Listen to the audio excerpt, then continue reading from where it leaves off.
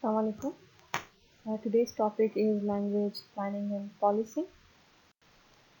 Uh, this topic is prepared from uh, chapter 15 by Ronald. I've already shared this book with you, and I've also prepared this topic from two handouts.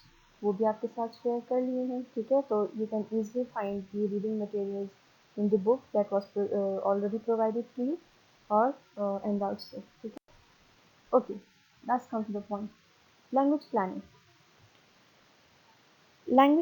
है क्या ठीक है okay the definition of language planning the, all conscious efforts that aim at changing the linguistic behavior of a speech community okay जितने भी efforts किए जाते हैं by the authorities uh, who are responsible for language planning to change a linguistic behavior of a speech community okay कि उनको what they have to which language they have to use उसका domain क्या होगा ठीक है ये सब कुछ over directed purposeful language change brought about in order to solve some identified problems okay this definition was given by Lewis in 2011.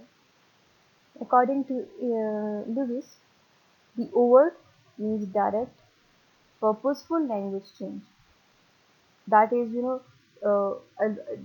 the authorities they plan a language to solve uh, identified language-related problem. If there is a problem in the use of a language or with the any language, so उसकी planning की जाती है. That is a direct, purposeful uh, action by the authorities. Then Bernstein in 1918 he defined language planning is a government authorized long-term, sustained and conscious effort to alter a language function in a society for the purpose of solving communication problems. It means it involves if there is any communication problem existing in a society, in a community, so language planning is uh, one of the long-term conscious effort by the government to solve that communication problem within the community. It may involve assessing resources, complex decision making, the assignment of different functions to different languages or varieties of a language in a community, and the commitment of valuable resources. Now, this is the complete definition of language planning. Okay, if there, according to this definition, if there is any communication problem exists exists in a society, then the government that is authorized for language planning, they they put their effort to solve that communication problem. Okay, they may this language planning involves the um, you know co- uh, making of resources, making different language related decisions, uh, assigning different roles of to the languages or to the language कि एक language अगर education में use हो रहा है so what will be the कोई और language use करना है नहीं करना foreign language क्या होगा second language क्या होगा common communication के लिए क्या use करना है they plan each and everything okay to solve the communication problem in the community okay tomorrow. Status planning: decisions and activities aimed at changing the functions or uses of language or language varieties within a particular speech community. Okay? In status planning, it changes the function और uses of a language. किसी भी language का function change करना या उसके use को change करना, that is the domain of language use, then that type of language planning is known as status planning. Okay? For example, किसी भी language को अगर वो indigenous language है उसे national language status देनी हो या किसी भी language को education में involve करना हो education system में, in this way they are giving a status to a language. ठीक है, किसी भी लैंग्वेज को स्टेटस देने के लिए अगर कोई प्लानिंग की जाती है, that is status planning. Okay, we have an example here. The decision to use Arabic as a medium of instruction in Jewish schools in Palestine from the end of the 19th century. Now, see, it is one of the examples where the Arabic language was selected for the schools in Palestine from in 19th century. Now, this language was given a status of the language of instruction. Okay, corpus planning is the second type of language planning. It says that corpus planning is decisions and activities required to fit the forms and structures of languages to the assigned functions. For example, designing an orthography, creating words, publishing dictionaries. Corpus planning means to when there is a planning done for the language or any variety of language to preserve that language in form of dictionaries, in the form of orthography, in form of publishing literature of related to that language. So corpus planning में क्या होता है? It involves to form the and form the structures of the languages or a language. Status planning changes the function of a language or a variety of a language and the rights of those who use it. Okay, हमने हमेशा discuss किया है कि status planning में, language planning में, when there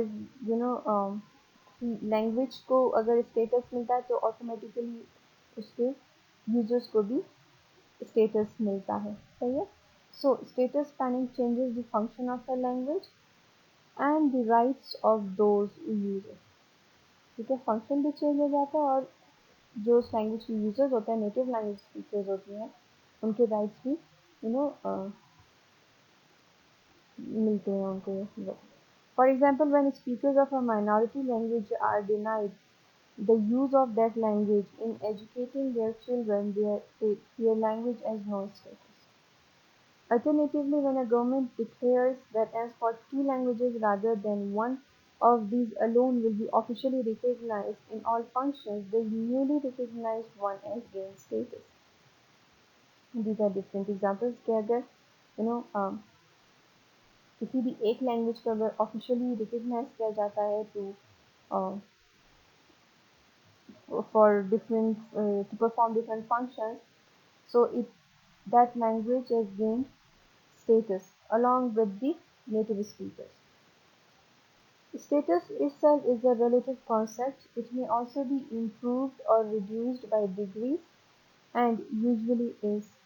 So far as languages and their varieties are concerned, status changes are nearly always very slow. It is a very slow process.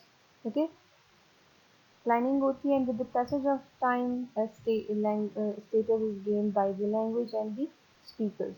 ये एक दिन की बात नहीं होती है, काफ़ी it's a very slow process. Okay, even relatively minor changes or proposals for changes can produce such effects as the residents of many countries, for example, Norway, Belgium, Canada, India, are well aware.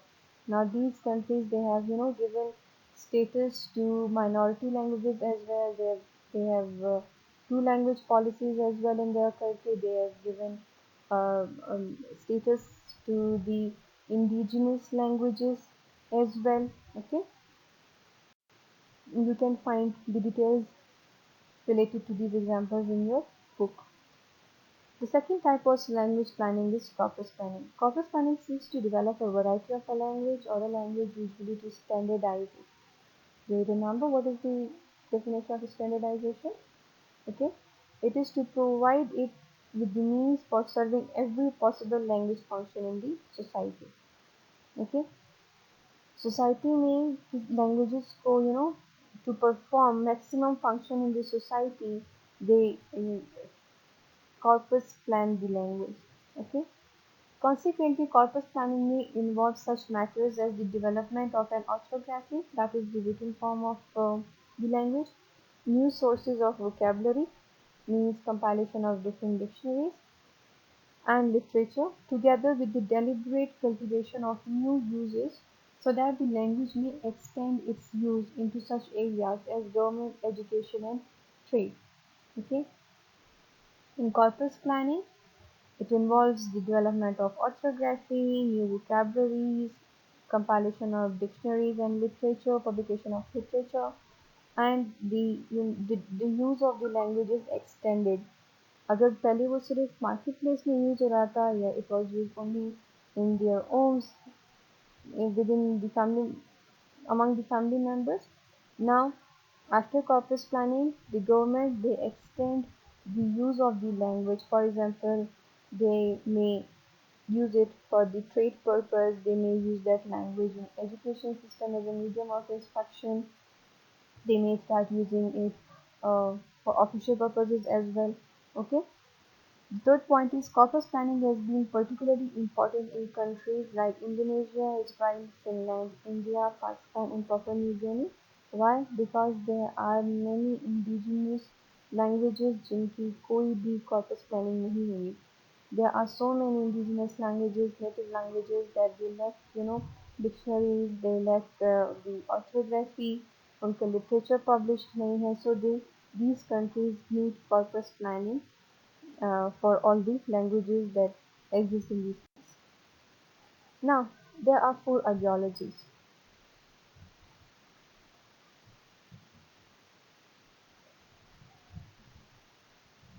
for these language plannings. Okay? There are four typical ideologies that may motivate actual decision making in language planning in a particular society. These are linguistic assimilation, linguistic pluralism, vernacularization, internationalism. Linguistic assimilation. Linguistic assimilation is the belief that everyone, regardless of origin, should learn the dominant language of the society.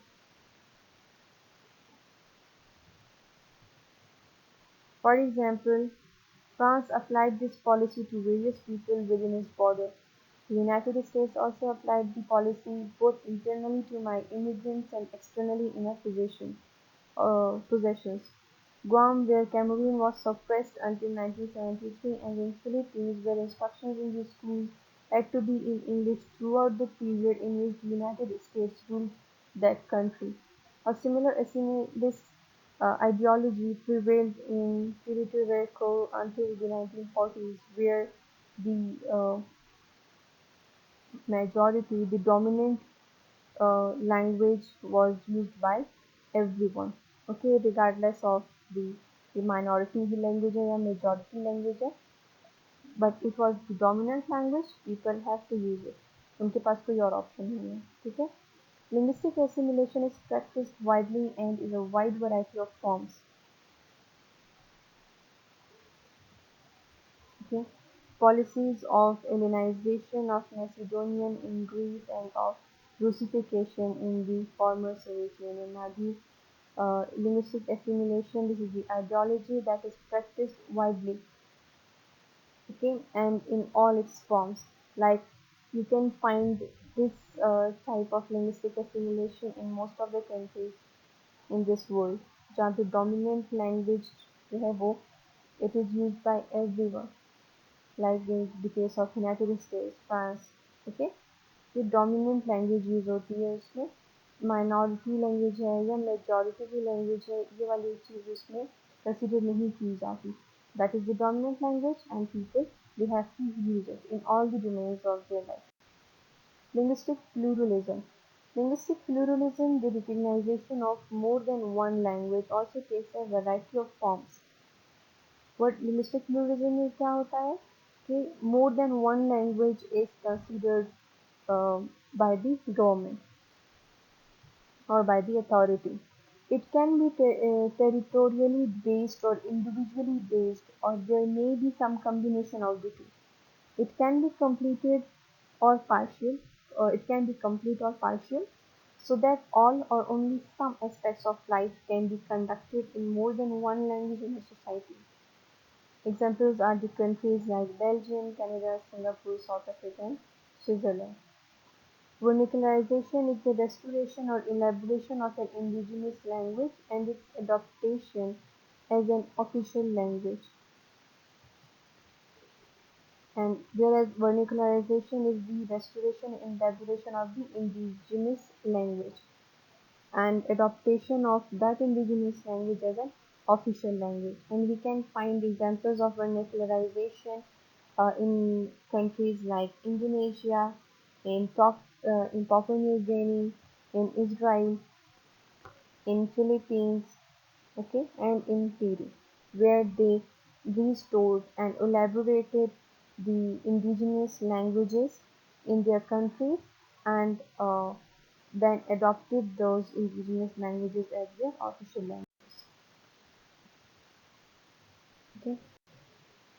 Internationalization, that is the another ideology. Internationalization is the adaptation of a non-indigenous language of wider communication either as an official language or for such purposes as education or trade. Now, internalization is the adoption of a non-indigenous language by a country. जब country की अपनी वो native language नहीं है लेकिन that is an language that was used international that is used internationally and a country adopts that language and they give that language official status and the people start using it in all domains of their life. For instance, in education, in trade, for official purposes, ठीक है वो उस country की अपनी language नहीं होती but they have adopted that language. As we can see, English in Singapore, English in India, or English language in Philippines. Okay. Now, English language is not an indigenous language. It is not a native language of any of these countries, but they have adopted English as official language. Okay. The languages that have been most internationalized in this sense are English and French, with English much more so than French. Currently, France is seeking to develop La Francophonie as an organization to further French in the world. Now, France is, they are trying to expand the use of French language like English language in other countries. As a result of planning decisions, a language can achieve of a variety of statuses. A language may be recognized as the sole official language as French in France or English in the UK and United States. This fact does not necessarily mean that the status must be recognized constitutionally. It may be a matter of long-standing practice, as it is with English in the two cases cited above. Two or more languages may share official status in some countries. For example, English and French in Canada and in Cameroon, French and Finnish in Belgium, French and German, Italian uh, in Switzerland, English and African in South Africa. Okay, now there are so many examples: Tamil and Chinese in Singapore, Urdu and English in Pakistan. Okay, so it is not necessary कि कोई एक language official हो, to languages भी official हो सकती हैं, three languages भी official हो सकती हैं. ठीक है, it depends states to states and it depends on their policies. A language may also have official status but only on a regional base, like Igbo Yoruba in Nigeria, German in Belgium, Marathi in Maharashtra. Now, these are the languages that are considered official languages on the regional basis. Okay. Now, Marathi is the official language only in Maharashtra, not in all India. A language may be a promoted language, lacking official status, but used by various authorities for specific purposes. Many languages are used as promoted languages in Canada. They are not, officially इनको declare नहीं किया गया, but they are serving, they are used in different domains. Now there is another concept or ideology, that is the tolerated language. Okay? A tolerated language is one that is neither promoted nor prescribed or restricted. Okay? अब tolerated language हमारे पास कौन सी languages हैं जो कि ना ही वो restricted हैं कि उनको यूज़ ही नहीं करना, neither they are promoted language, तो उनको प्रमोट भी नहीं करती गवर्नमेंट, ठीक है। They are only use by the natives, उनके ऊपर ना कोई रिस्ट्रिक्शन है कि यूज़ नहीं करनी, और ना ही उन लैंग्वेजेस को प्रमोट किया जाता है, कोई भी effort, they do not put any effort in promoting these languages. These type of languages are tolerated languages. Now we have examples of Basque in France. Many immigrant languages in Western Europe and Amerindian languages in North America. These are the languages that are tolerated by the government. ठीक है, इनके ऊपर कोई restrictions भी नहीं है और promotion भी नहीं होती languages की, but they are used by the natives only. Then we have an other language ideology, that is a discouraged or proscribed language. नाम से ही जाहिर हो रहा है that these are the proscribed languages, these are the discouraged languages, that there are restrictions by the users, by the government, there are restrictions by the government to use these languages, ठीक है। Government officials, they restrict the native speakers for that they cannot use their native language. Now Basque in Spain, okay, that is one of the example of proscribed languages where people, they cannot use that language in any domain. Okay. Then we have another example of proscribed language, that is Macedonian in Greece. Until recently, many immigrants and native languages in areas like North America and Australia, particularly schools for these children or such people, and the Norman French settlers of the Channel Islands during the German occupation in World War II. Kurdish in today largely proscribed in Turkey. The language cannot be used for writing anything, but since 1991 it can be used in speaking and singing. Okay. Now you can find the details of these examples on page 359 in the book by Ronan. Okay. Now you have to read the details of the examples जो मैंने यहाँ पे सिर्फ coat किए हैं, उनकी details आपने पढ़नी है. You can find these topics on page 361 to 378. Okay. Okay. The process of language planning. अब language planning हमने क्या किया, ideologies हैं, there are 4 ideologies. There are two types of language planning, corpus and status planning. Okay. Now there is a process of language planning. The process क्या है language planning की? Okay. There are 4 stages according to this linguist. Okay. Now there's another linguist, उन्होंने 5 stages दिए हैं. एक और है, उन्होंने 6 stages बताए हैं. ठीक है.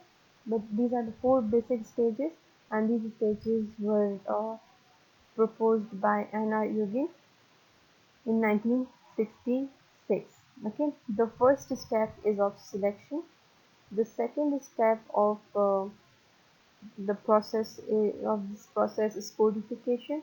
The third is implementation, and then elaboration. Selection. What is selection? To choose certain linguistic forms or language varieties over others and promote them as being the norm. Now in selection, the authorities, they select one language or a variety of a language, and then they promote it. Okay. It is the basic of most language planning activities. Language planning can thus be understood as a normative response to linguistic diversity. Selection describes the process of choosing a certain language variety to be used for certain functions in a society. At the national level, this includes the choice of a national or official language. Okay, either the authorities, they select a language or a variety of a language as their national language or official language. Or at the local level, this includes choosing which dialect of a language to use as the medium of instruction in a mother tongue education program in local primary schools. In the context of Bible translation, it includes deciding which languages to start a Bible translation project in and which dialects to choose in situations where various dialects are spoken. In selecting a dialect for some educational or religious purpose, a survey should be conducted to determine which dialects of a language are naturally intelligible, testing or for comprehension, and which are viewed as adequately prestigious. कि कौन सी language की users ज़्यादा हैं majority में है या फिर prestigious कौन सी है फिर वो वाली डायलेक्ट select की जाती है and then it is promoted for different purposes either in a education program, mother tongue education program, or for translation of a Bible or any other historical book. This usually results in the selection of one dialect. In certain situations, a new standard variety may be created which incorporates features of a number of different dialects. This tends to happen with large language communities where no existing dialect is either comprehensible or acceptable to all speakers. But for social and political reasons, the community wants to use a single variety for official purposes. Okay? There may be some social and political reasons where the community want to, you know, to use only one dialect or one language for their official purposes. An example is Unifying Basque, which was created from the four main Basque dialects spoken in the southwest of France and the northwest of Spain. Now, they created a new variety of a language and it was selected as the official one. Codification, that is the second stage in the process of language planning. Codification is having selected a variety of a certain range of functions. This variety is then codified in terms of how it is written, that is graphication, its grammar, and its vocabulary. Okay. Now, in the process of codification, यहाँ पे तीन main चीज़ें की जाती हैं codification में एक तो है orthography that is compilation of written form of the language, then working on the grammar of the language, and the fourth one is its vocabulary. Okay? Graphization, where a language variety is being used in a written form for the first time. The development of an orthography is a crucial activity. इसमें क्या है इस step में इस stage में क्या होता है कि रिटन फॉर्म उसकी कंपाइल की जाती है कि रिटन में वो लैंग्वेज कैसी होगी. Now let me tell you one thing, दुनिया में बहुत सारी ऐसी लैंग्वेजेस हैं जो कि सिर्फ स्पोकन में they exist in spoken form only, उनकी रिटन फॉर्म नहीं है. ठीक है. तो अगर ऐसी कोई लैंग्वेज है जो कि ऑफिशियल पर्पस के लिए सिलेक्ट की जाती है तो उसके लिए रिटन फॉर्म भी बनाया जाता है. ठीक है. And it is one of the important and most challenging activity.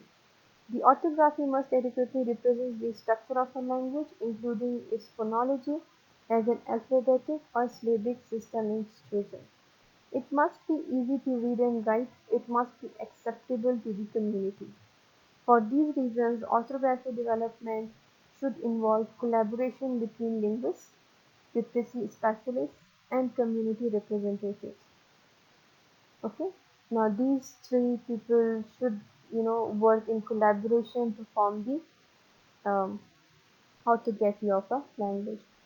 Then the second one is grammatication, that is decodifying the rules of the grammar. Typically occurs in the case of national languages and languages which are learned as a second language. Okay. Codification में क्या ग्रामेटाइजेशन में क्या होता है कि उसकी grammar के ऊपर काम किया जाता है. They codify the grammar of the language. But this activity does not always happen with languages which are only used in a local context by mother tongue speakers. A linguist may write a grammar of a minority language, but this will be descriptive, documenting as far as possible the variation in how the language is spoken, rather than prescriptive, defining how the language should be used. Okay? Lexicalization is the third step of codification, where language content is an almost universal phenomenon, and a typical result of language contact is borrowing of words and expressions. In situations where a language is being promoted to an official function of some kind, lexicalization often involves. So lexicalization involves where, you know, in the form of whenever there is language contact, एक language speakers का से दूसरे language speaker के साथ contact होता है, so they borrow words, the process of borrowing, and it occurs. So they, they adopt those words, they borrow those words and make it a part of the language that is supposed to be uh, codified, that was selected for the process of codification.